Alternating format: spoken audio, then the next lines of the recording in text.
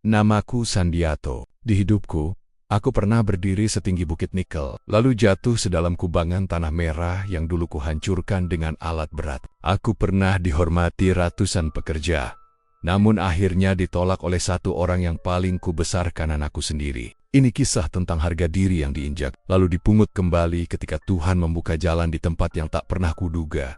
Tanah merah itu masih menempel di ingatanku. Sampai hari ini, bau logamnya, debu yang menari di udara panas, dan suara mesin pengeruk yang merongrong seperti perut bumi sedang menahan sakit. Di sanalah aku, Sandiato, memahat hidupku dari nol, menanam mimpi di atas batu keras dan keringat yang tak pernah kering. Aku ingat bagaimana kulitku dulu legam terbakar matahari, bukan karena aku tak mampu membeli payung, tapi karena hidup tak memberiku pilihan lain. Tanah tambang adalah sekolahku, tempat aku belajar bahwa lelaki tak dilahirkan kuat. Ia ditempa oleh hari-hari yang memaksanya berdiri, meski lututnya gemetar. Setiap pagi aku menatap hamparan tanah nikel itu dengan satu bayangan di kepala. Seorang anak laki-laki yang masih merangkak di rumah, menungguku pulang. Yuda, namanya selalu menjadi alasan mengapa aku terus bekerja ketika tubuh ingin rebah. Kadang, saat makan siang di bawah tenda biru lusuh, aku menutup mata sejenak dan membayangkan masa depannya. "Nak, ayah ingin kau hidup lebih mudah dari ini,"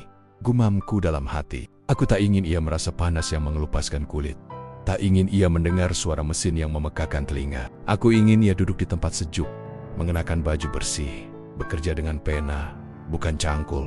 Setiap butir keringat yang jatuh ke tanah itu rasanya seperti menuliskan janji. Janji bahwa ketika dewasa, ia tak akan kekurangan apapun. Janji bahwa jika dunia hendak memukulnya, ayah akan berdiri di depan, menjadi tameng. Aku masih ingat hari ketika laporan pertama menunjukkan peningkatan produksi. Angka demi angka naik, seperti pohon kecil yang akhirnya tumbuh setelah lama aku siram. Dari satu alat berat menjadi 3, dari 5 pekerja menjadi puluhan. Dan di tengah segala hiruk-pikuk itu, aku selalu pulang membawa hadiah kecil untuk Yuda, boneka plastik, mobil-mobilan murahan, atau sekadar roti manis yang ia lahap sambil tersenyum. Saat ia memelukku dengan tangan mungilnya yang wangi susu, aku merasa dunia ini tak ada apa-apanya jika dibandingkan dengan senyumnya. Di momen-momen seperti itu aku berkata pada diriku sendiri, "Tak apa tubuhmu hancur, Sandia. Yang penting anakmu tumbuh aman." Aku tak pernah tahu bahwa perjalanan hidup bisa berputar 180 derajat. Bahwa seorang ayah yang dulu disanjung puluhan pekerja bisa menjadi sosok yang kelak dianggap mengganggu di rumahnya sendiri. Tapi hari-hari itu, masa ketika aku masih memikul tambang di pundak dan harapan di dada, tetap menjadi bagian hidup yang paling aku banggakan. Tanah merah itu mungkin telah lama mengering di sepatu lamaku, tetapi harum perjuangannya masih tinggal di dadaku. Dan dari sanalah seluruh kisah ini bermula, kisah seorang ayah yang pernah kaya, pernah kuat, dan pernah begitu yakin bahwa cinta anak akan selalu setia pada tempatnya. Rumah pertama yang kubangun bukanlah rumah megah dengan gerbang tinggi atau lantai marmer seperti yang kemudian kugapai. Tidak, rumah itu hanya bangunan sederhana berdinding papan, beratap seng tipis yang berisik ketika hujan turun. Tapi di sanalah aku pertama kali merasakan apa artinya pulang bukan ke bangunan, melainkan ke seseorang, ke Yuda. Ia masih kecil waktu itu, baru bisa berjalan tertatih sambil memegangi sudut meja. Setiap kali aku pulang dari tambang, tubuh penuh debu nikel dan lelah yang merayap sampai ke tulang, ia akan berlari kecil sambil menyeret sandal terlalu besar di kakinya. Serunya, suara kecil yang entah bagaimana mampu meruntuhkan semua beban hidupku. Rumah itu berderit setiap kali angin malam lewat, tapi di dalamnya aku menemukan sesuatu yang tak pernah diberikan oleh kantor, rapat, ataupun tumpukan laporan, ketenangan. Setiap sudut rumah itu kubangun sambil menyebut nama Yuda dalam hati. Satu paku kupukul untuk atap, satu doa kupanjatkan untuk masa depannya, satu batu kutanam di pondasi, satu harapan kutanam di masa depannya. Aku ingat malam-malam, ketika lampu minyak menjadi satu-satunya cahaya. Yuda tertidur di pangkuanku, nafasnya kecil dan teratur, sementara istriku waktu itu menjahit baju-baju Nia yang mulai kekecilan. Aku menatap wajah Yuda yang damai, dan hatiku berbicara, "Nak, rumah yang kau tiduri ini mungkin sederhana, tetapi ayah berjanji, suatu hari nanti kau akan tinggal di rumah yang tak lagi bocor saat hujan. Rumah yang bisa kau banggakan." Setiap pagi sebelum bekerja, aku selalu menyentuh dahinya pelan, bukan untuk membangunkannya, tapi sebagai pengingat untuk diriku sendiri, bahwa seluruh perjuanganku di tanah tambang bukan untuk kemewahan, bukan untuk nama besar, tapi untuk anak kecil ini. Ia adalah alasanku bangun setiap subuh, alasanku pulang setiap malam, dan alasanku menahan sakit ketika tubuh memprotes kerasnya kerja. Yuda tumbuh dalam kecukupan, dan itu memang keinginanku. Ia tak pernah merasakan pahitnya makan singkong 2 hari berturut-turut. Ia tak mengenal dinginnya tidur di lantai karena kasur sudah kuyup oleh hujan. Dan meski aku tahu hidup mungkin mendidiknya dengan cara berbeda, aku tetap ingin menjaganya dari kekurangan. Ketika rumah papan itu akhirnya digantikan oleh rumah baru yang lebih kuat, lebih luas, lebih layak, aku berdiri lama di depan pintunya sebelum memasukinya. Di dinding-dinding barunya, aku seperti bisa melihat bayangan kecil Yuda berlari-lari, tertawa, menangis, tumbuh. Seakan rumah itu bukan bangunan, tapi sejarah kecil yang terus bergerak bersamaku. Saat itu aku percaya, selama anakku tinggal di bawah atap yang kubangun, selama ia tidur di ruangan yang dibayar oleh keringatku, ia akan selalu memandangku dengan hormat. Aku tak pernah membayangkan bahwa suatu hari, rumah yang sama akan menjadi tempat di mana kursi untuk seorang ayah perlahan-lahan hilang. Pelan, tapi pasti. Namun untuk bab ini, aku ingin mengingat dulu bahwa semuanya pernah indah. Bahwa ada masa ketika Yuda memanggilku dengan suara penuh cinta. Bukan jarak, bahwa rumah itu pernah menjadi dunia kami. Sebelum angin kehidupan mengubah arah segalanya. Ada masa dalam hidupku ketika semua tampak seperti mimpi yang akhirnya berani menjadi nyata. Produksi tambang naik, kontrak-kontrak baru berdatangan, dan angka di rekeningku bertambah seperti air sungai yang tak pernah berhenti mengalir. Orang-orang menyebutku Bos Sandi dengan nada hormat, pekerja berdiri ketika aku lewat, dan para rekan bisnis mengulurkan tangan dengan senyum yang tak pernah gagal dibuat. Manis. Kejayaan itu terasa seperti pagi cerah yang tak pernah mendung, atau mungkin saat itu aku terlalu buta untuk melihat bayangan yang mulai terbentuk di belakangnya. Aku ingat ketika pertama kali bisa membeli mobil keluarga. Yuda waktu itu masih SMP. Matanya berbinar-binar saat membuka pintu mobil itu. Dan aku tersenyum bangga, merasa kerja kerasku akhirnya memberi sesuatu yang nyata untuknya. Perlahan aku menaikkan setiap standar hidup kami.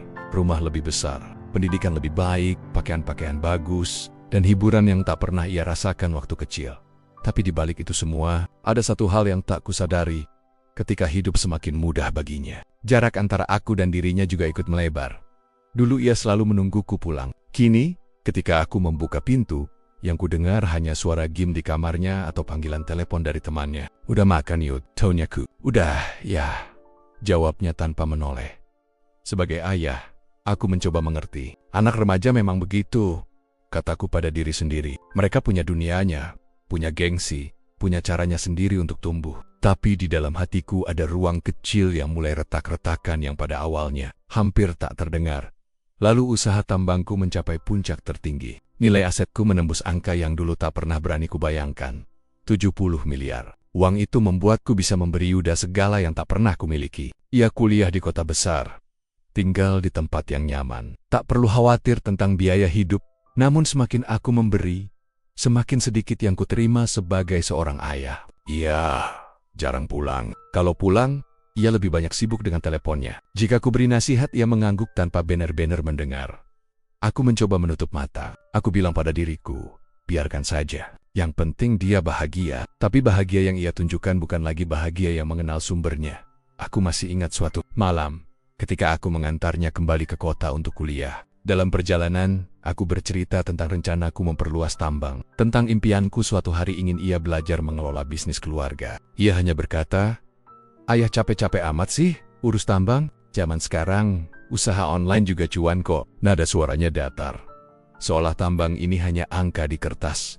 Aku terdiam, bukan karena ia salah, tapi karena aku merasa seakan seluruh hidupku yang kubangun dari batu dan keringat diringkas menjadi satu kalimat yang hambar.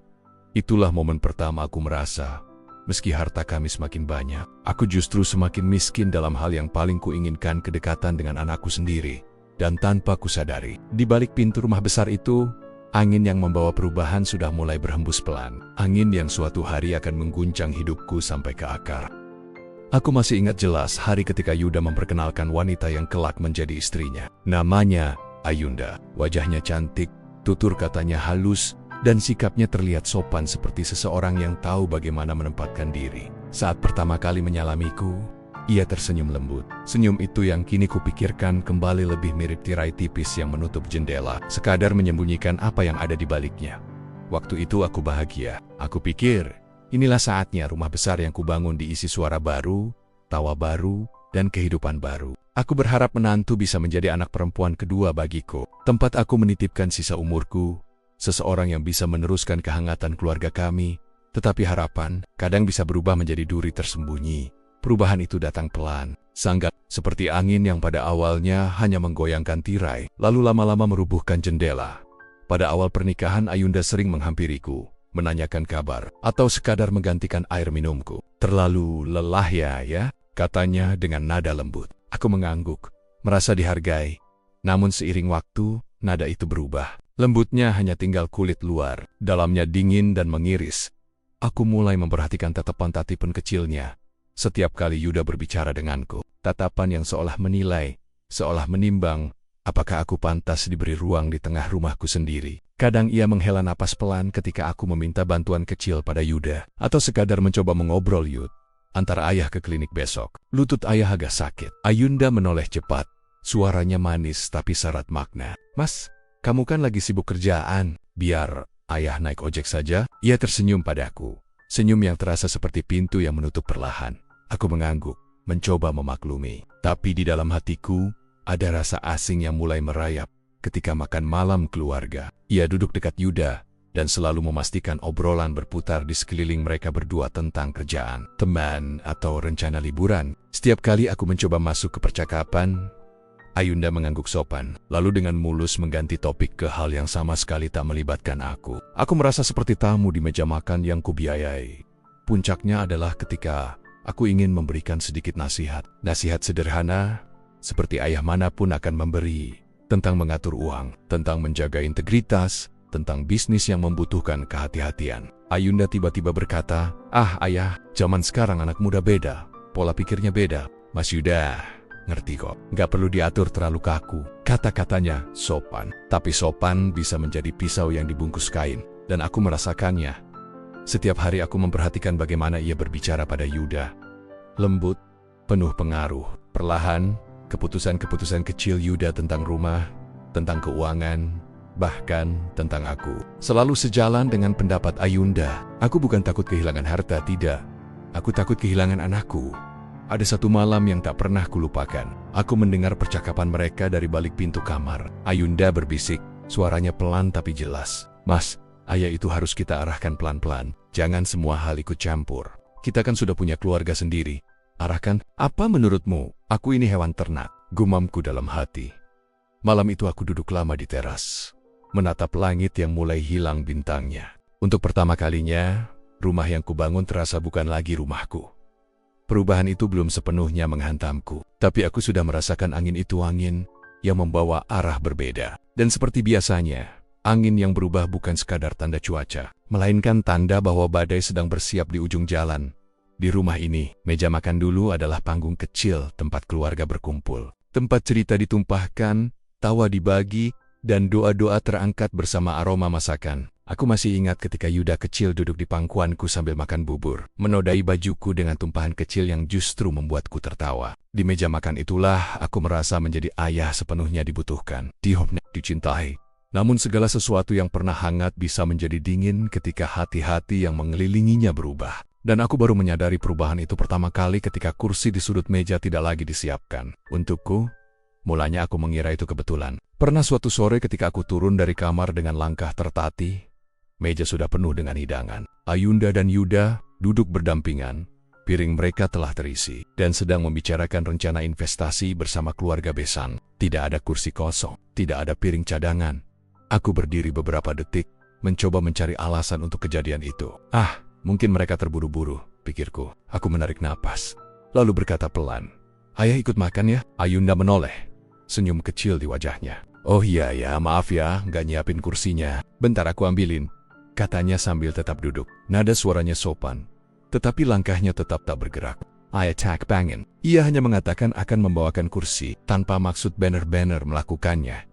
Akhirnya aku sendiri yang pergi ke dapur, menarik kursi, dan duduk tanpa suara. Di tengah obrolan mereka yang hidup, aku makan perlahan. Tak ada yang bertanya bagaimana kabarku hari itu. Tak ada yang bertanya apa aku butuh sesuatu. Hanya bunyi sendokku menyentuh piring pelan, seperti mengetuk pintu kesepian. Hari-hari berikutnya, kejadian serupa berulang. Kadang meja sudah penuh dengan lauk, tapi tidak ada piring untukku. Kadang kursi sengaja ditata mepet sehingga aku harus menariknya sendiri. Kadang mereka makan lebih dulu, dan ketika aku datang, mereka sudah selesai. Di tiap momen itu, ada perasaan kecil yang menyengat dadaku. Bukan soal kursi, bukan soal piring, tapi tentang posisi.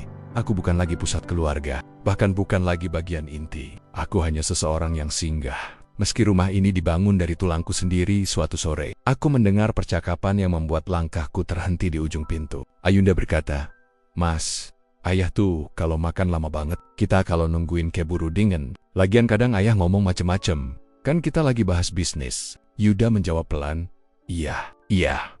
Aku ngerti. Aku merasakan perutku mual. Bukan karena lapar tapi karena kata-kata itu seperti menampar wajahku. Malam itu aku makan sendirian di dapur. Ditemani suara kulkas dan lampu yang berkedip. Tidak ada obrolan, tidak ada tawa. Hanya aku, nasi dingin, dan hati yang mulai kehilangan tempatnya saat aku mencuci piringku sendiri. Aku berkata dalam hati, apakah begini rasanya menjadi tua? Menjadi laki-laki yang dulu kuat, kini tak lagi penting. Meja makan itu, yang dulu menjadi pusat kehangatan, kini menjadi cermin dingin yang memantulkan kenyataan pahit. Sedikit demi sedikit, tempatku di keluarga ini digeser. Diabek, seolah keberadaanku hanya pilihan, bukan bagian. Dan aku belum tahu bahwa apa yang kualami saat itu hanyalah langkah awal dari penghilangan yang lebih kejam. Sebuah proses sunyi, tapi pasti. Sebuah cara halus untuk berkata, sebaiknya tidak duduk di sini lagi. Di meja makan itulah, untuk pertama kalinya, aku merasa seperti orang asing. Orang di rumah sendiri.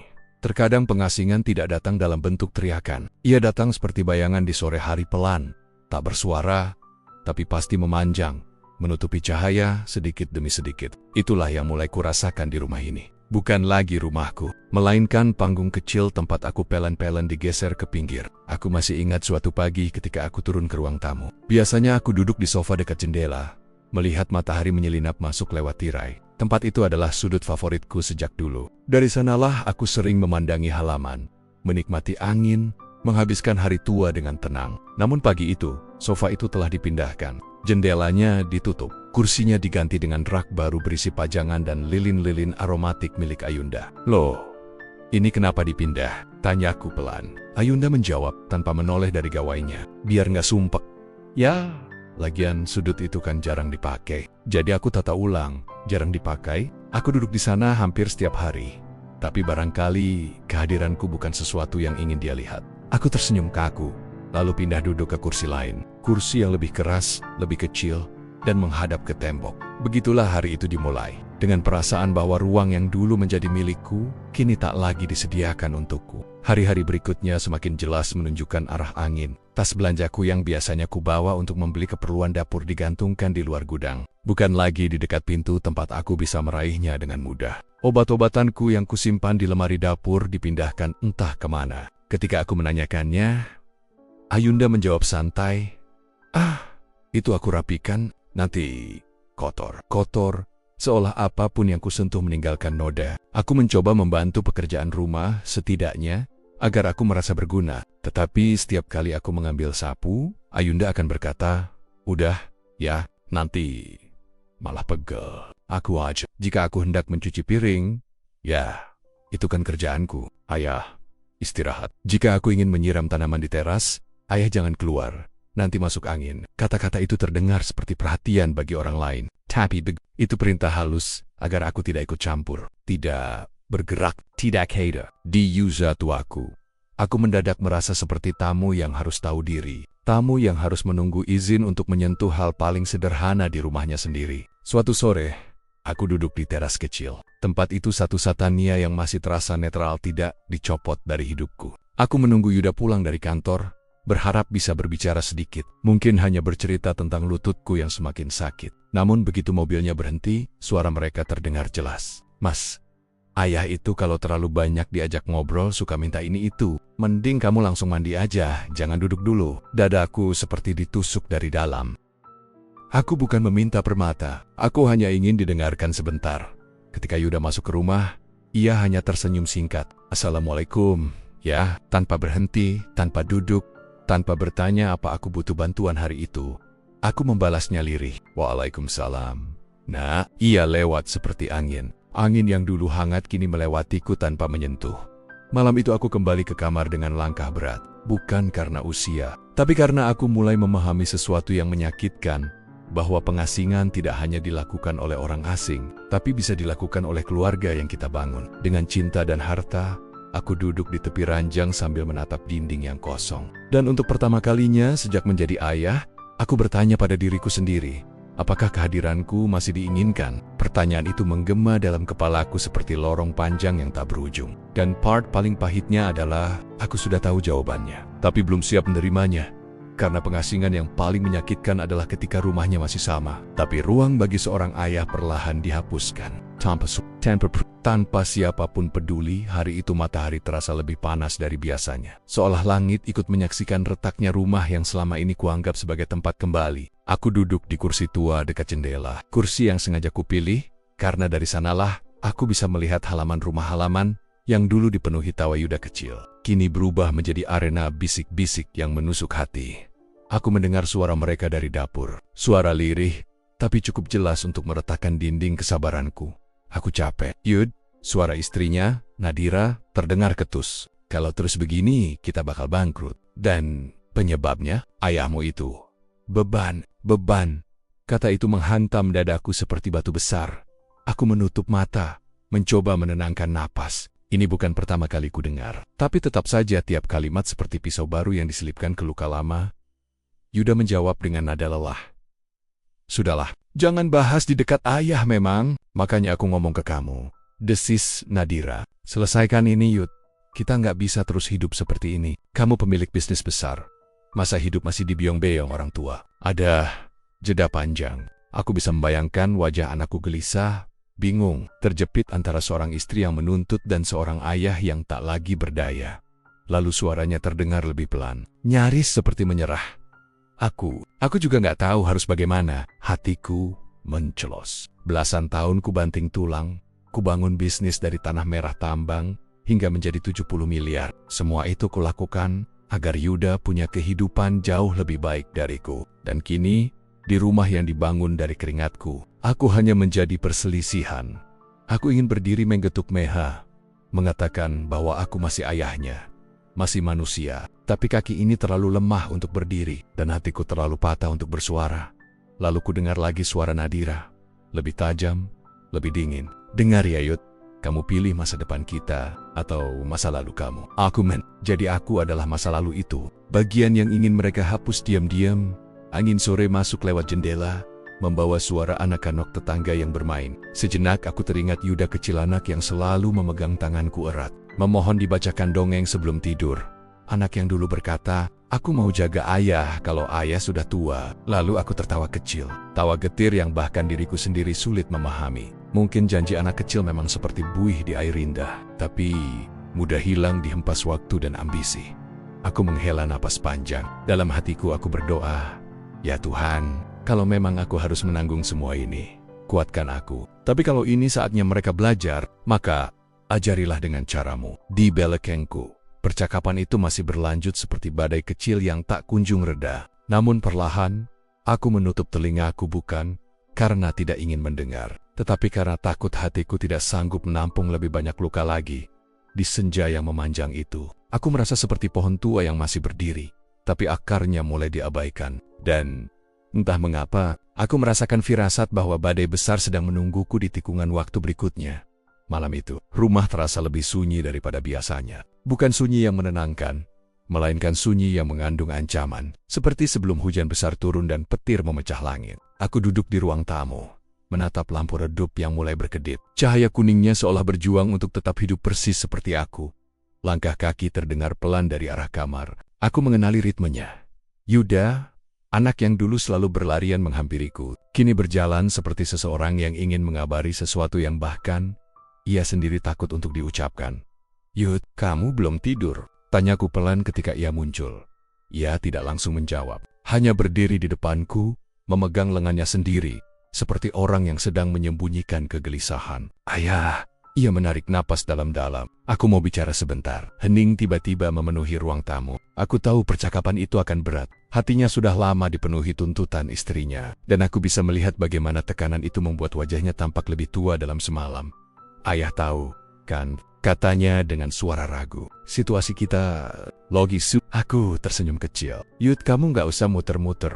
Katakan saja. Sudut bibirnya bergetar, dan di matanya aku melihat sesuatu yang membuat dadaku serasa diremas. Rasa bersalah yang terlalu besar untuk ditanggung, tapi juga ketakutan untuk melepaskannya. Ayah bisa tinggal sementara di tempat lain dulu? Pertanyaannya keluar seperti bisikan, tapi rasanya seperti dentuman bom di dadaku. Aku terdiam. Kalimat itu mengiris lebih dalam daripada semua hinaan yang pernah ku dengar. Tempat lain, padahal seluruh hidupku, seluruh keringatku, kuberikan untuk membangun rumah ini. Rumah yang kupikir akan menjadi tempatku menua, bukan tempat aku diusir secara halus. Dengan suara berusaha tetap tenang, kutanya, ini keinginanmu atau permintaan istrimu? Itu sudah menjawab semuanya. Cuma sementara, ya, katanya tergesa, seakan ingin meredam luka yang baru ia buka sendiri. Nadira Kuma, Buta Ruin, Kita But, fokus memperbaiki keuangan. Aku menarik napas panjang, dan kehadiran ayah mengganggu fokus itu. Ia tidak menjawab. Diamnya sudah lebih lantang daripada suara apapun. Aku menatapnya lama sekali. Ini anak yang dulu memelukku setiap malam. Anak yang kubesarkan dengan keringat dan bahaya tambang. Tapi malam ini, ia seperti orang asing yang menyampaikan keputusan rapat penting. Bukan keputusan hati. Ayah ngerti, ucapku akhirnya. Suaraku terdengar terlalu tenang, padahal hatiku bergemuruh. Kalau itu membuat kamu tenang, ayah bisa pergi. Wajahnya berubah antara lega dan terluka, campuran yang membuat hatiku semakin perih. Maaf, Cak, kamu nggak perlu minta maaf, potongku lembut. Orang yang merasa benar nggak pernah butuh maaf. Ia menatapku, matanya memerah, tapi ia tak mampu menyangkal kalimat itu. Lalu aku berdiri perlahan, meraih tongkatku. Untuk pertama kalinya sejak tinggal di rumah ini, aku merasa seperti tamu, bukan tamu kehormatan, tapi tamu yang kedatangannya diharapkan segera berakhir. Angin malam masuk melalui ventilasi, membawa hawa dingin yang menempel di kulitku. Namun dingin itu tidak seberapa dibanding dingin di dada ketika ku tahu rumah yang kubangun untuk keluarga kini bukan lagi rumah bagiku. Di sudut pandang mataku, Yuda berdiri diam, tidak berlari memelukku seperti dulu ketika aku akan pergi bekerja berhari-hari. Ia hanya berdiri, kaku, menonton punggung ayahnya berjalan menuju malam di saat itu. Aku tahu, aku sedang menuju sesuatu yang lebih gelap dari kesepian. Tapi, aku juga tahu, Tuhan sedang menyiapkan takdir yang akan memaksa semuanya kembali pada tempatnya. Malam itu Yuda bilang hanya sementara. Tapi keesokan paginya aku mendengar percakapan yang membuatku sadar rencana itu bukan sementara. Itu keputusan yang sudah matang, sudah disusun, sudah disepakati. Tanpa aku sedang melipat baju-bajuku yang tak seberapa. Ketika suara Nadira dan ibu mertuanya terdengar dari ruang makan. Suara mereka jelas karena pintu sengaja dibiarkan terbuka. Seolah Tuhan sendiri memintaku untuk mendengar kenyataannya. Nat, kamu yakin dia mau pergi? Suara ibu mertuanya penuh ketidaksabaran. Harus mau, jawab Nadira tegas. Aku sudah ngomong ke Yuda, ini yang terbaik. Terbaik, antaksi. Lalu perempuan tua itu menimpali. Kalau dia tetap di sini, kalian gak akan maju. Orang tua itu membawa kesialan. Usaha kalian turun. Ya karena dia. Aku menutup mataku, menahan diri agar tidak bergerak. Kesialan, seumur hidupku kuberikan keberuntungan pada mereka, uang, rumah, bisnis, masa depan, dan kini aku menjadi kambing hitam untuk semua kegagalan mereka. Nadira melanjutkan, sudahlah Bu, yang penting Yuda sudah setuju. Nanti siang kita antar dia ke desa sebelah. Tempatnya sepi, aman, gak ada yang bakal ganggu. Desa sebelah, seperti menitipkan barang bekas. Ibu mertuanya tertawa pendek, sinis. Bagus, kalau perlu, kasih uang sedikit biar dia bisa makan beberapa hari. Setelah itu, terserah dia mau hidup gimana, beberapa hari. Jadi, hidupku kini dihargai dalam hitungan hari. Aku merasakan sesuatu di dadaku, seperti kain yang disayat perlahan. Bukan hanya sakit, tapi juga absurditasnya. Aku yang dulu mengurus ratusan pekerja, yang menanggung risiko tambang dari badai hingga alat berat yang bisa membunuh kapan saja, kini diperlakukan seperti bayi tua yang ingin mereka letakkan di tempat paling jauh. Lalu suara yang paling menusuk datang dari arah pintu. Yuda, anakku. Ia tidak menyela, tidak membela, tidak membantah. Ia hanya berkata pelan, ya, siang ini saja, Paesep. Seolah mengurus keberadaanku adalah tugas yang ingin segera diselesaikan. Aku berdiri perlahan, tongkatku terasa lebih berat dari biasanya. Tak satu pun dari mereka menyadari bahwa aku mendengar semuanya. Malam itu, Yuda bilang hanya sementara. Tapi keesokan paginya aku mendengar percakapan yang membuatku sadar. Rencana itu bukan sementara. Itu keputusan yang sudah matang, sudah disusun, sudah disepakati tanpa aku. Aku sedang melipat baju-bajuku yang tak seberapa. Ketika suara Nadira dan ibu mertuanya terdengar dari ruang makan.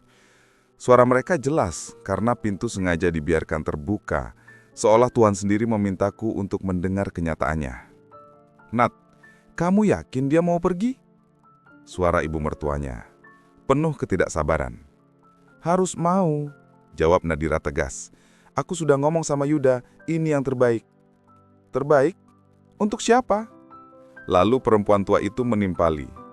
"Kalau dia tetap di sini, kalian gak akan maju. Orang tua itu membawa kesialan. Usaha kalian turun ya karena dia." Aku menutup mataku, menahan diri agar tidak bergerak. Kesialan. Seumur hidupku kuberikan keberuntungan pada mereka. Uang, rumah, bisnis, masa depan. Dan kini aku menjadi kambing hitam untuk semua kegagalan mereka. Nadira melanjutkan. "Sudahlah Bu, yang penting Yuda sudah setuju. Nanti siang kita antar dia ke desa sebelah. Tempatnya sepi, aman, gak ada yang bakal ganggu." "Desa sebelah?" Seperti menitipkan barang bekas. Ibu mertuanya tertawa pendek, sinis. "Bagus, kalau perlu kasih uang sedikit biar dia bisa makan beberapa hari. Setelah itu terserah dia mau hidup gimana." Beberapa hari. Jadi hidupku kini dihargai dalam hitungan hari. Aku merasakan sesuatu di dadaku seperti kain yang disayat perlahan. Bukan hanya sakit, tapi juga absurditasnya.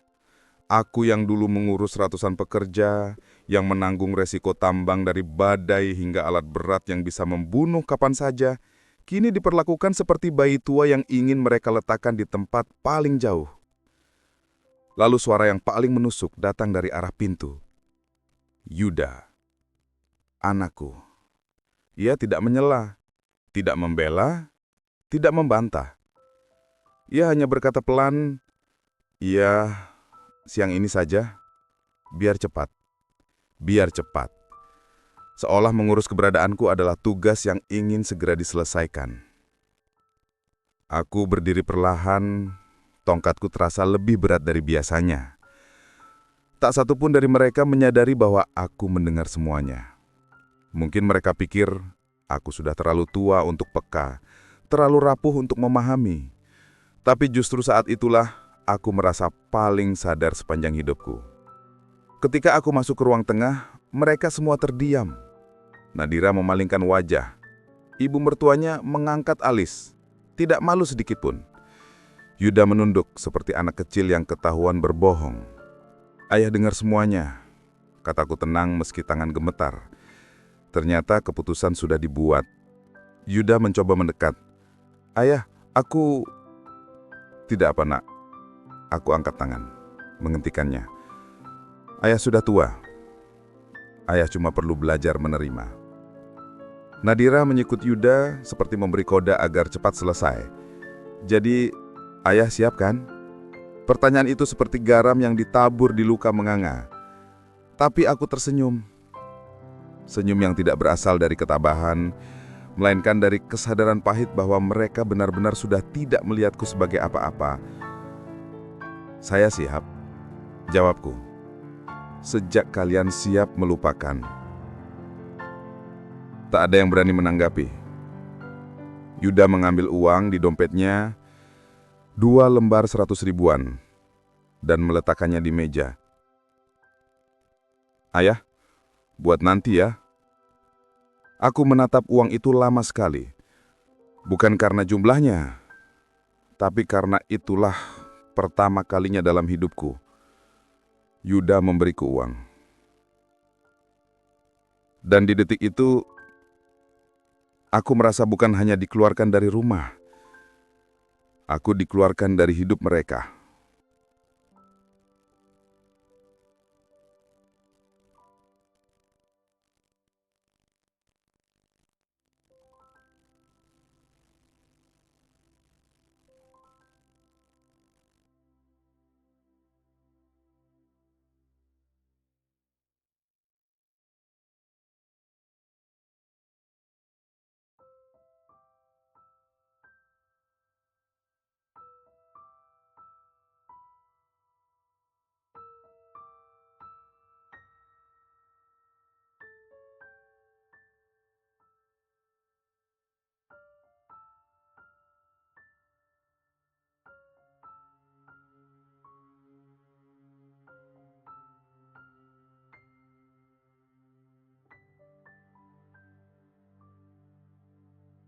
Siang itu kami berangkat. Dan meski langit cerah, rasanya aku sedang memasuki malam yang panjang. Malam yang tak pernah kutandatangani, tapi harus kujalani. Mobil berhenti tepat di depan rumah. Yuda keluar lebih dulu, tidak menoleh, seolah takut bertemu mataku. Nadira sibuk menggulung lengan jaketnya. Wajahnya tegang bukan karena sedih, tetapi karena tidak sabar menyelesaikan urusan ini. Ibu mertuanya duduk di samping sopir. Sesekali melirikku dari kaca depan, seperti menilai barang lama yang hendak dibuang. Aku menahan nafas ketika berdiri. Tongkatku menancap di tanah keras halaman rumah. Tanah yang dulu kubeli saat harga lahan masih murah. Tanah yang kutopang dengan kerja siang malam. Setiap sudut rumah ini memiliki kenangan. Tetapi hari itu, aku diperlakukan seolah tidak pernah menjadi bagian dari bangunannya.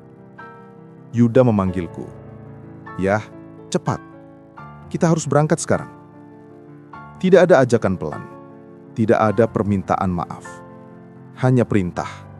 Seperti bos memanggil karyawan bawahan. Aku masuk ke mobil tanpa bicara. Mesin menyala. Dan saat roda mulai berputar, aku tahu.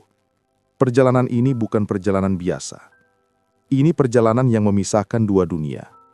Masa lalu tempat aku dihormati, dan masa depan tempat aku dilupakan.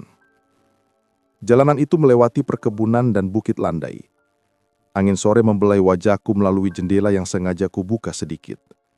Aku menatap keluar, bukan untuk menikmati pemandangan, tetapi untuk menenangkan batin yang retak di dalam. Desanya sepi. Ayah pasti tenang di sana, kata Nadira tiba-tiba. Suaranya dingin. Kalimatnya seperti mengusir kucing liar dari teras rumah. Aku tidak menanggapi. Apa gunanya menjawab orang yang tidak ingin mendengar? Tak lama kemudian, ibu mertuanya menimpali. Di sana ada warga yang baik. Mungkin mereka kasihan sama orang tua seperti ayah. Yuda tetap diam, menatap jalan. Ia tidak membela, tidak membantah, hanya diam. Diam yang jauh lebih menyakitkan daripada 1000 cemoohan. Aku menatap punggung kursinya dan berkata pelan, "Yud, dulu ayah selalu khawatir kamu akan tersesat dalam hidup. Tapi ternyata ayah yang tersesat ya. Tersesat di hatimu sendiri." Bahunya terlihat tegang, namun ia tak menoleh. Nadira meliriknya tajam, seolah berkata, "Jangan goyah." Mobil terus melaju menembus daerah yang makin lama makin asing. Rumah penduduk semakin jarang. Jalan semakin sempit. Dan ketika papan jalan bertuliskan Desa Sukamurni muncul, jantungku berdegup perlahan. Bukan karena takut, tetapi karena satu kesadaran pahit. Aku benar-benar akan ditinggalkan di sini. Mobil berhenti di depan sebuah warung kecil yang sudah tutup. "Yah, turun," ucap Yuda lirih. Turun. Begitu saja. Tidak ada penjelasan. Tidak ada kepastian. Seolah ini perjalanan mengantar paket, bukan seorang ayah. Aku menapakkan kaki di tanah desa itu. Suasananya senyap. Hanya terdengar burung-burung sore bersahut-sahutan. Bau tanah basah memenuhi udara. Tidak ada tanda-tanda kehidupan lain. 200.000 disodorkan ke tanganku. "Yah, jaga diri ya." Suaranya gemetar sedikit, namun tetap tidak cukup untuk menahan kepergian ini. Aku menatap uang itu. 2 lembar kertas. Setelah puluhan tahun keringatku mengalir masuk ke rekening mereka. Inilah bekal yang mereka berikan untuk melepas kehadiranku. Aku tersenyum kecil. Senyum yang terlalu pahit. "Terima kasih," ucapku pelan. "Perjalanan ayah sampai sini saja." Yuda menunduk, lalu segera kembali masuk ke mobil. Nadira tidak melihatku sama sekali. Ibu mertuanya hanya menutup jendela sambil menggeleng. Mobil itu berbalik arah. Pelan, lalu cepat, lalu semakin menjauh. Dan dalam hitungan detik, mereka hilang di balik tikungan. Bersama semua harapan yang dulu kubangun dengan telapak tanganku. Aku berdiri sendirian di pinggir jalan desa yang asing, ditemani angin sore yang menusuk tulang. Dan untuk pertama kalinya dalam hidupku, aku merasakan arti kata benar-benar ditinggalkan. Namun dalam keheningan itu, aku juga merasakan sesuatu yang lain. Ketenangan kecil di sudut hati. Seperti bisikan Tuhan yang berkata, "Di sini kisahmu akan berubah." Desa Sukamurni menyambutku dengan senja yang pucat.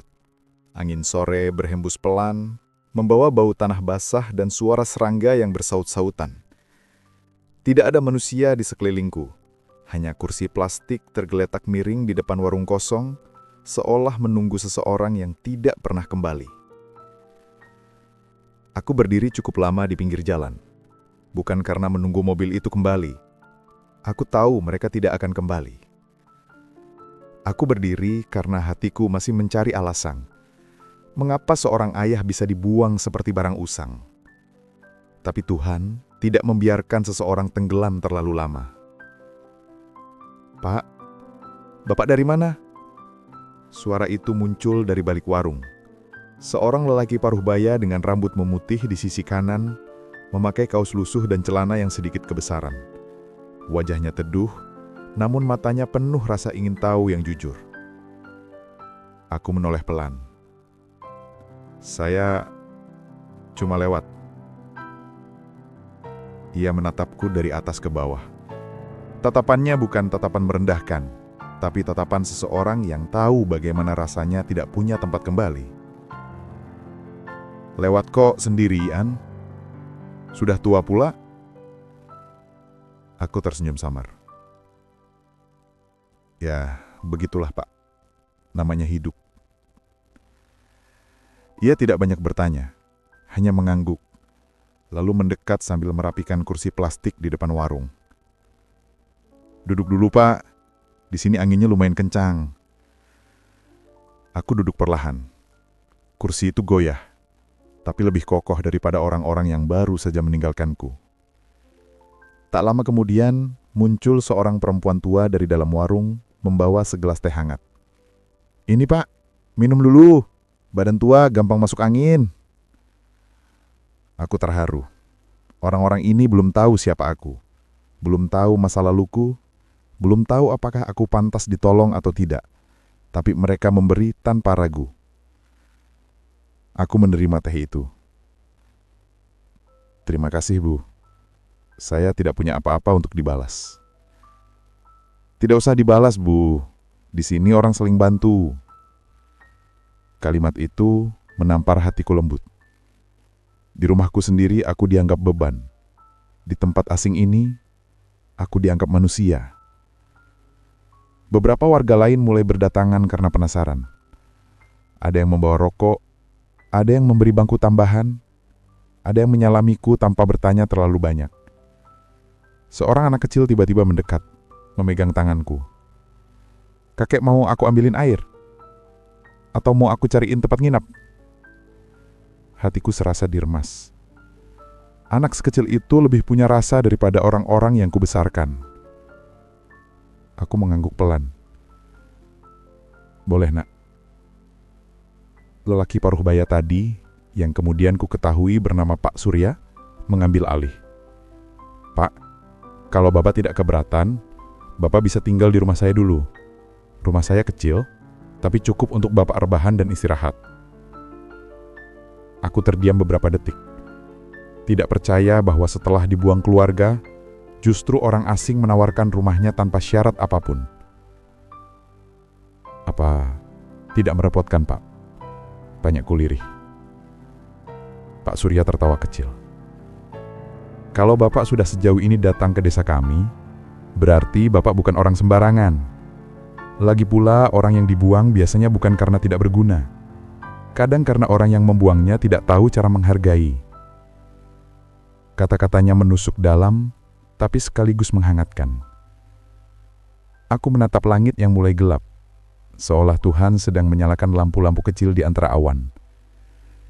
Dan untuk pertama kalinya sejak pagi, aku merasa tidak sendirian. Malam itu, aku berjalan mengikuti Pak Surya menuju rumahnya. Setiap langkah terasa seperti membuka lembaran baru yang tak pernah kubayangkan. Dibuang oleh darah daging sendiri, diterima oleh orang yang bahkan tidak tahu namaku. Ternyata Tuhan tidak selalu mengirim pertolongan dari tempat kita berharap. Kadang, pertolongan itu datang dari pintu yang bahkan tidak pernah kita ketuk. Rumah Pak Surya berdiri di ujung jalan tanah, tak jauh dari rumpun bambu yang bergemerisik ditiup angin malam. Rumah itu sederhana. Dindingnya dari papan tua yang warnanya sudah pudar. Atapnya bergelombang dengan beberapa bagian berkarat. Namun entah kenapa, rumah itu terasa lebih hangat daripada rumah megah yang baru saja menolak kedatanganku. "Masuk, Pak," ucap Pak Surya sambil menyalakan lampu minyak. Cahaya temaram memenuhi ruang kecil itu, memantulkan bayangan-bayangan lembut di dinding. Aku melangkah pelan. Bau kayu tua bercampur aroma masakan sederhana menyambutku. Di sudut ruangan, ada tikar yang sudah dilipat rapi dan sebuah radio kecil yang tampak sering dipakai. Istrinya, Bu Mirah, muncul sambil membawa segelas air hangat. Tatapannya ramah tanpa dibuat-buat. "Minum dulu, Pak." "Capek ya perjalanan?" Aku mengangguk. Bukan karena perjalanan fisik itu sendiri, melainkan perjalanan batin yang mengantarku dari kehormatan ke kehancuran. "Terima kasih, Bu," ucapku pelan. "Saya benar-benar tidak tahu harus tinggal di mana." Bu Mirah tersenyum kecil. "Orang tua tidak boleh dibiarkan sendirian. Kalau kami bisa bantu, kami bantu." Aku menunduk. Kata-kata itu seperti obat untuk luka lama yang masih berdarah. Pak Surya menyiapkan tikar untukku di kamar kecil kosong di samping dapur. "Pak, tidurnya di sini dulu ya. Maaf kalau tidak seperti kamar di kota." Aku tersenyum. "Tidak apa, Pak. Rumah ini lebih dari cukup." Lebih dari cukup. Karena di rumahku sendiri, aku sudah tidak punya kamar lagi. Hanya ruang tamu menjadi saksi ketika aku dikemas keluar seperti barang tua. Aku duduk di tikar itu dan merasakan lantai kayu yang dingin di telapak tanganku. Anehnya, dinginnya justru menghangatkan dada. Seakan-akan tempat ini berkata, "Kamu sudah tiba di tempat yang menerima kehadiranmu tanpa menimbang sisa-sisa hartamu." Di kota, harga dirinya ditentukan oleh saldo rekening. Di sini, harga diri ditentukan oleh kemauan untuk dihargai. Malam semakin larut. Di luar, angin merayap lewat celah-celah dinding, menyampaikan nyanyian bambu yang bergesekan. Aku tidak bisa tidur. Bukan karena tikar keras atau lampu minak yang redup, tapi karena pikiranku kembali pada wajah Yuda. Anakku. Darahku.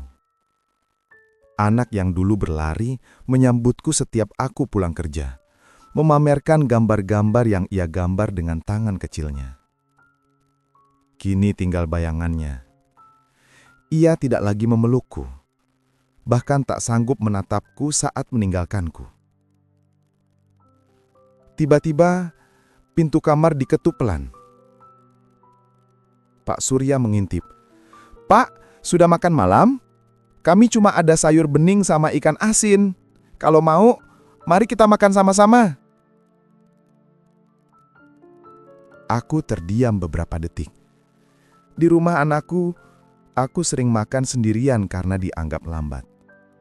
Di rumah orang asing ini, aku diajak makan bersama. Aku bangkit perlahan. "Mari, Pak, saya ikut." Meja makan mereka kecil, hanya cukup untuk 3 orang. Tapi rasanya seperti meja jamuan besar bagiku.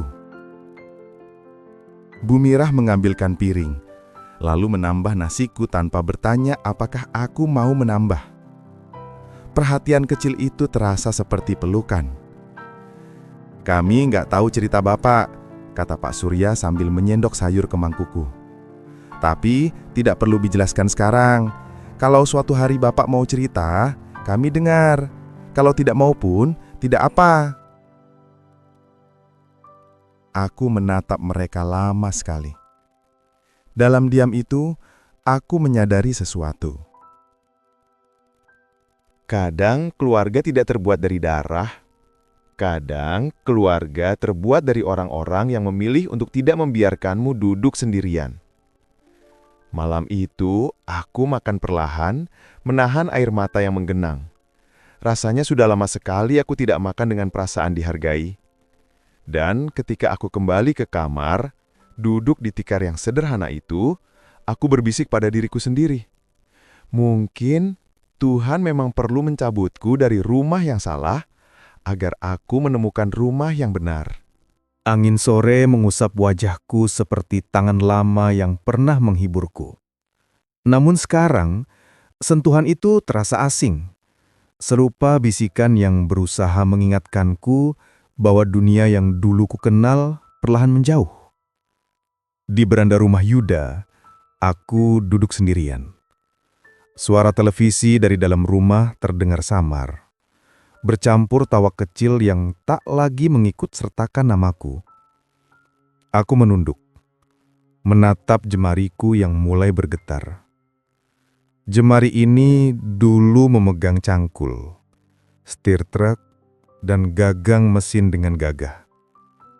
Sekarang, hanya bisa menggenggam udara, mencoba mencari pegangan agar hatiku tidak runtuh. "Ayah, jangan banyak keluar rumah. Orang bisa salah paham," kata Yudas yang tadi. Aku mengangguk, bukan karena setuju, tapi karena aku tak punya lagi tenaga untuk membantah. Sore itu, aku mendengar mereka berbicara di balik pintu yang setengah tertutup. Suara mereka seperti pisau yang menyalip ruang hatiku. "Ayah makin merepotkan, Yud," suara istrinya, tajam seolah meremehkan keberadaanku. "Hausnya gak masuk akal. Tiap malam bangun. Aku capek," keluhnya. Aku diam. Duduk di kursi panjang itu seperti seorang penjaga makam yang tak diundang, mendengar obrolan tentang dirinya sendiri, tanpa hak untuk bersuara. Saat Yuda menjawab, suaranya rendah, tapi cukup jelas untuk mematahkan tulang-tulang kecil dalam hatiku. Aku juga capek, tapi mau gimana? Dia sudah tua. Hening sejenak, lalu kalimat yang menusuk itu terdengar.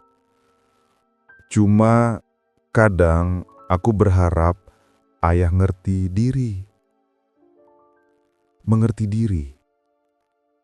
3 kata yang menggema seperti lonceng kematian perlahan. Apakah aku memang tak mengerti diri?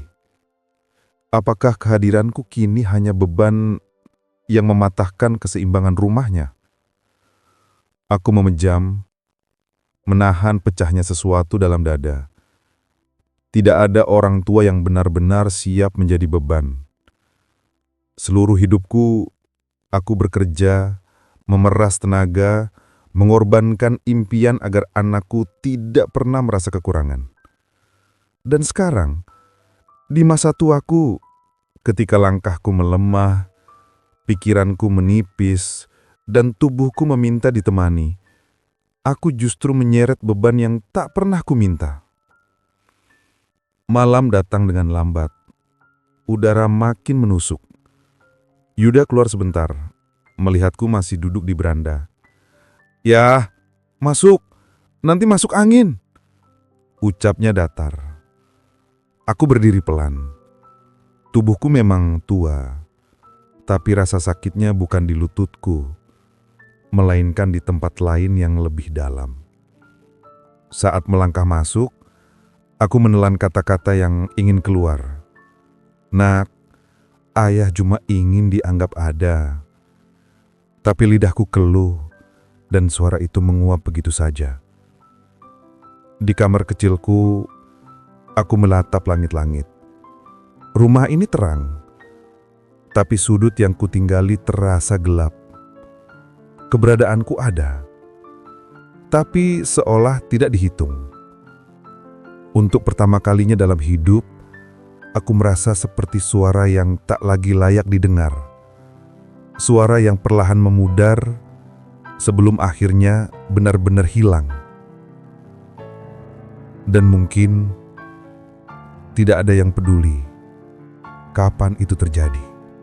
Pagi itu datang tanpa kehangatan. Matahari memang terbit, tapi cahayanya terasa jauh, seakan enggan menyentuh rumah ini. Aku bangun dengan tubuh berat, sempat berharap mungkin hari ini Yuda akan duduk menemani sarapan, atau sekedar menanyakan kabarku. Harapan kecil, tapi tetap harapan. Aku merapikan lipatan selimut perlahan. Selimut ini bukan milikku, tapi sudah beberapa minggu menemani malam-malamku yang sepi. Di luar, terdengar suara gelas beradu dengan meja, lalu suara istri Yuda yang mengeluh seperti biasanya. Aku membatin. Mungkin hari ini aku bisa membantu sedikit. Tapi ingatan semalam memaksaku menahan langkah. Saat ku buka pintu kamar, aroma masakan pagi menyambutku. Bau telur dadar mungkin. Aroma yang seharusnya menghangatkan, tapi kini hanya mengingatkanku pada meja makan yang tak lagi menjadi tempatku bercerita. Aku melangkah ke dapur. Istri Yuda menoleh sebentar, lalu kembali sibuk pada wajan. "Oh, ayah sudah bangun," katanya tanpa nada. Aku mengangguk sopan. "Mau bantu apa?" "Tidak usah, ayah," katanya cepat. "Nanti malah tambah ribet." Aku tersenyum, menelan pahitnya kata itu. "Baik," jawabku pelan. Di meja hanya ada 3 piring, bukan 4. Piring untukku tidak disiapkan. Aku tahu ini bukan lupa, ini kebiasaan baru. Tak lama Yuda keluar dari kamar dengan rambut acak yang belum disisir. Ia mengambil tas kerjanya tanpa menatapku dulu. "Pagi nak," sapaku pelan. "Oh, pagi ya," jawabnya sambil mencari kunci mobil. Hanya sekilas matanya menatapku sekelebat, seperti melihat sesuatu yang tak ingin ia lihat lama-lama. Istrinya mendekat, meletakkan bekal di tangan Yuda. "Cepet ya, nanti telat." Yuda mengangguk, lalu menuju pintu. Aku mengikuti beberapa langkah refleks seorang ayah yang selalu mengantar anaknya saat hendak pergi. "Yud," panggilku sebelum ia mencapai pintu. Ia menoleh. Wajahnya tampak terburu-buru. "Ayah kenapa?" Aku ingin bilang, ayah ingin sarapan bersama. Atau ayah ingin ngobrol sebentar. Atau bolehkah ayah ikut jalan-jalan pagi? Tapi yang keluar justru sesuatu yang lebih kecil dari luka yang kurasakan. "Ayah minta tolong kalau nanti sempat, belikan obat pegal ya. Badan ayah agak sakit." Yuda menghela napas pelan. "Ya, kalau sakit ngomong dari kemarin dong." "Ya sudah, nanti aku lihat kalau sempat." Jawaban tanpa janji, tanpa perhatian. Hanya kalimat yang dilemparkan untuk menutup percakapan. Ia pergi. Pintu tertutup. Rumah kembali sunyi. Aku berdiri beberapa detik, lalu kembali ke dapur. Istri Yuda sudah duduk makan bersama 2 anaknya. Ia tidak menawarkan kursi, ia tidak menambah piring. Seolah kehadiranku hanya angin lewat yang tidak perlu disediakan tempat. "Ayah makan nanti saja ya," katanya tanpa melihat. "Baik," jawabku, hampir tanpa suara. Aku kembali ke kamar membawa sepotong roti sisa semalam. Makan perlahan, tanpa rasa. Di tengah suapan ketiga, terdengar tawa kecucuku dari ruang depan. Jernih dan polos. Tawa itu seperti cahaya kecil yang menembus pintu hatiku yang mulai gelap. Aku ingin menghampiri, tapi takut dianggap mengganggu. Jadi aku hanya duduk. Diam, mengunyah kesunyian. Di luar jendela, cahaya pagi masuk sedikit, tapi tidak cukup untuk mengusir rasa dingin di dadaku. Pagi itu, untuk pertama kalinya, aku merasa bukan hanya rumah yang menolakku, tapi juga waktu. Seolah hari-hari yang dulu penuh kepercayaan dan harapan telah digantikan oleh pagi-pagi seperti ini, pagi yang mengusir keberadaanku pelan-pelan, tanpa suara, tanpa marah, hanya dengan menghilangkan tempatku sedikit demi sedikit, sampai tak ada lagi yang tersisa. Hari itu tubuhku terasa berat, lebih berat dari biasanya. Entah karena malam yang dingin atau pikiran yang tak mau diam. Aku duduk di tepi ranjang, memijat lutut yang sudah tak sekuat dulu. Kadang aku bertanya dalam hati, bagaimana mungkin tulang-tulang yang dulu menopang 70 miliar rupiah bisa begitu mudah retak hanya oleh usia dan perlakuan manusia. Aku berdiri perlahan, hendak mengambil air di dapur. Setiap langkah seperti membawa seluruh beban hidup. Ketika mencapai ruang keluarga, kulihat cucuku sedang bermain balok warna-warni. Ia menatapku, tersenyum kecil. Senyum yang selalu terasa seperti pengampunan. "Kakek mau main?" tanyanya polos. Suara kecil itu seperti pemantik cahaya di tempat yang gelap. Namun sebelum aku menjawab, suara tajam memotong momen itu. "Kak, jangan ganggu mainnya ayah ya," suara istri Yuda dari dapur. Aku tersentak. Cucuku menatapku lagi, bingung. "Aku nggak ganggu, ya kan?" Aku menggeleng cepat. "Enggak sayang, kamu nggak ganggu." Tapi suaraku tenggelam dalam langkah istrinya yang datang membawa kain lap. Ia melirikku singkat, tatapan yang membuatku merasa seperti perabot lama. "Ayah, kalau butuh apa-apa bilang saja. Jangan sering duduk di sini. Anak-anak jadi nggak fokus makan nanti." Aku mengangguk, meski tidak mengerti bagian mana dari keberadaanku yang membuat anak-anak tak fokus makan. Aku kembali ke kamar membawa segelas air, menutup pintu perlahan agar tidak dianggap berisik. Di dalam kamar, aku duduk di ujung ranjang, menatap lantai. Ada rasa yang mengalir pelan, bukan marah, bukan kecewa, tapi semacam kelelahan yang dalam. Kelelahan dari terus mencoba mengerti tempatku di rumah ini. Tiba-tiba, lututku menjerit sakit. Aku jatuh terduduk. Gelas air terlepas dari tangan. Pecah, air tumpah ke lantai. Suara pecahan membuat pintu kamar terbuka cepat. Istri Yuda berdiri di ambang pintu. Wajah kaget bercampur kesal. "Ayah, ya Allah, kok bisa sih? Kaca pecah begini bahaya buat anak-anak. Ayah itu kalau gerak jangan terburu-buru." Aku ingin bilang aku tidak terburu-buru. Lututku hanya melemah, tapi lidahku keluh. "Ayah duduk dulu," katanya. Bukan lembut, lebih seperti perintah. Ia menghela napas panjang, lalu memanggil Yuda yang baru pulang membawa belanjaan kecil. "Yud, lihat tuh, ayah pecahin gelas lagi. Ini repot banget kalau begini terus." "Ayah nggak apa-apa?" "Sedikit, nak. Lutut ayah yang lemas, bukan gelasnya sengaja." Aku ngerti. "Tapi hati-hati ya, rumah ini banyak anak kecil." Aku mengangguk, menunduk dalam. "Maaf, nak." Kata itu seperti racun yang sering sekali harus kutelan akhir-akhir ini. Maaf. Padahal dulu, mereka yang sering kuberi maaf tanpa mereka minta. Setelah lantai bersih, mereka keluar. Pintu ditutup lagi, pelan. Aku sendirian. Lututku masih berdenyut. Tapi yang lebih sakit adalah sesuatu yang tak bisa digenggam. Perasaan tidak dianggap. Perasaan menjadi masalah yang harus diminimalisir keberadaannya. Aku bersandar di dinding, menatap langit-langit kamar yang kusam. Tetes air mata keluar tanpa izin.